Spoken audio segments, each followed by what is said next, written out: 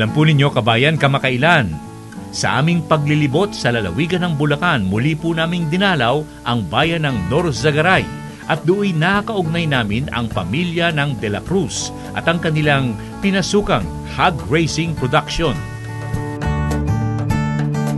Okay kabayan, sa Barangay San Mateo, dito po sa Lawasan, Sitio Lawasan, party po ng Norzagaray sa lalawigan po ng Bulacan. Kasama po natin ng pamilya De La Cruz, okay? At bukod sa napakagandang kapaligiran, napakalayo naman, kung tutusin. At siguro, mauna natin si Ma'am Ben, Ma'am Ben, bakit dito po kayo naglagay ng alaga po ninyong baboy? Dito po kayo nakatira na ba?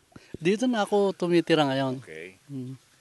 At saka dito ang property ko, di siyempre dito na. Pero hindi kayo talagang taga Norzagaray?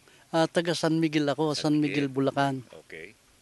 Ang mother ko, taga San Miguel. Ang father ko from Babalacat. Pampanga. Okay. At nakita ko na medyo malapalasyo itong inyong alagaan po ng baboy dito. It looks like a very expensive structure, kung talagang tutusin. Ang bala ko naman dito, pangmatagalan talaga, okay, para hindi na magpapagawa ng madalas. Kung hindi matibay yung structure, di madalas ang repair. Malakas ho ba ang rito? Ang dating ng bagyo, ulan at hangin? Hindi naman, pero siyempre iniiwasan natin yung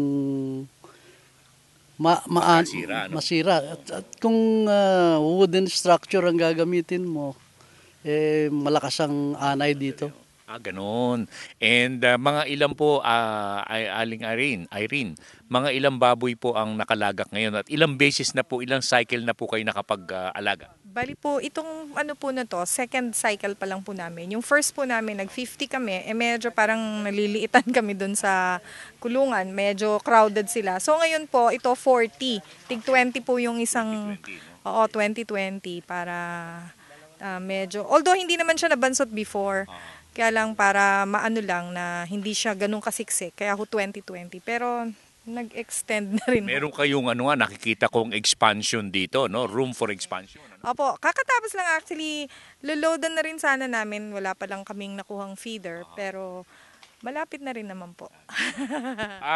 Dito po sa pag-aalaga ninyo, napansin nga namin na PIGS na kayo. Although, kung talagang tutusin, kahit na hindi PIGS ito, ang sistema ninyo, wala halos kayong mga kapit farm o kapit bahay dito. Walang mapiperwisyo. Pero ano pong nakita niyong kagandahan ng pag-aalaga po ninyo sa ganitong sistema? Medyo malinis at saka hindi maamoy. Okay. Wala kang amoy dito kahit na nandito ka na sa tabi, hindi pa umaamoy dahil palagay ko na-absorb nung mga ipa at saka may paliguan sila. May paliguan sila doon at doon dumudumi yung baboy karamihan. Nag-alaga din po kami ng conventional na talagang before na mga 5 years ago, 10 baboy lang na naman nirereklamo agad ako ng kapitbahay dahil daw sa baho. Ngayon, kaya tinry namin ito. Actually, na-research lang ng husband ko to sa internet. Tapos na subukan namin. Tapos ayun, nagkaano naman kami ni tatay na ito, namin na itong ganitong sistema. Okay, at saka sa Feed Pro po, nakita nyo, maganda bang Feed Pro ang pakain na ibibigay sa baboy? Actually po, nung sinubukan naman namin siya, yung first, nung hindi ko pa nakakita si Doc Gilbert, yung sa Feed Pro, ibang pakain namin. Pero hanggang nitong last namin, puro Feed Pro kami.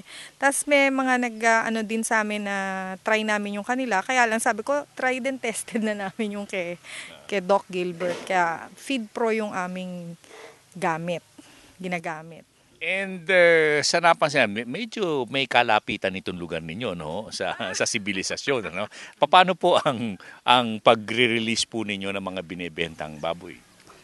Tinatawag lang namin yung mga pumupunta kami doon sa abattoir. Sa abattoir na po, wala pong pero sila nang pumupunta rito, yung mga yung mga buyer. Kukunin nila dito. May mga trader na. Actually, kung tutusin nyo, compared sa iba, medyo malapit kami sa market. Sabi nyo lang medyo malayo kami, pero Norsagaray is malapit sa market, actually Metro Manila. Siguro from here to is mga less than 20 kilometers lang po. Doon sa slaughterhouse, yung sa slaughterhouse sa Tungko, na yun ang nagsusupply naman sa Commonwealth Market, yung mga ganon. So medyo malapit pa kami compared sa iba. Yung pong Ma'am Ben, yung pong pag-aalaga po ninyo ng baboy, sabi nyo dati meron na kayo, ano po? Ang malaki ba ang pagkakaiba dun sa dating sistema at saka dito po sa bago? Malaki dahil nung dati nagrereklamo yung kapitbahay doon sa harap na medyo umaamoy daw. Ngayon walang magrereklamo, maski kami rito hindi masyadong naamoy. What about yung yung kalusugan niya, yung pangangatawan, yung baboy mismo? Sa napansin ko, napakabilis lumaki ng baboy. Kita mo itong nandito ngayon, 1 month pa lang yan dyan. 1 month pa lang ito? Oo. Gaano po kabigat ilang kilo po yung kinuha po ninyo? Average sa mga 12 kilos.